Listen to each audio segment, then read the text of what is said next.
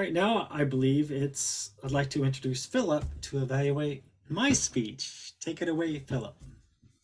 Thank you very much, Mr. General Evaluator. Your speech was on presenting a public relations strategy.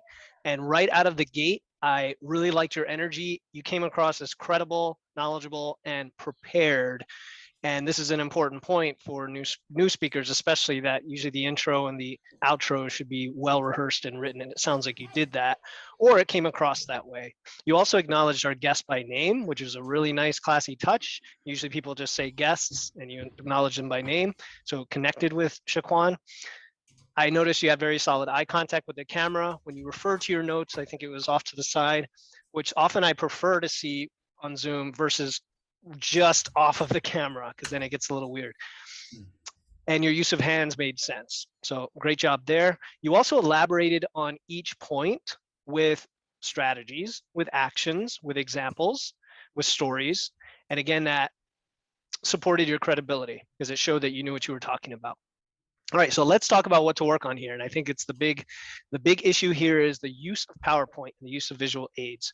So early in our Toastmasters journey, we learn very quickly to not use slides, and then eventually we start to incorporate slides again as a visual aid. You want the audience to connect with you, to listen to you, to get the information from you. And if all the information is on the slide, why do they need you?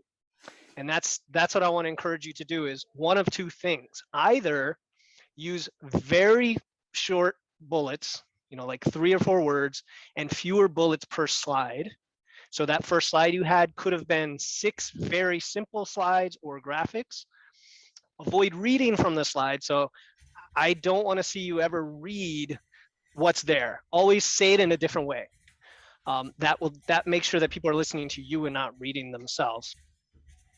And the other alternative is just ditch the slides altogether. Even if you think, this is a lot of content, it has to be on a slide, doesn't it? But you can talk for 45 minutes about something, connect with people, and then give them a handout that has exactly what your actions and your lists are. So for a short speech like this, you could definitely get away with no slides.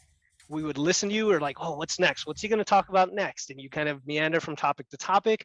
And then, by the way, here's the PDF afterward of our public relations strategy. So the delivery was fantastic as usual.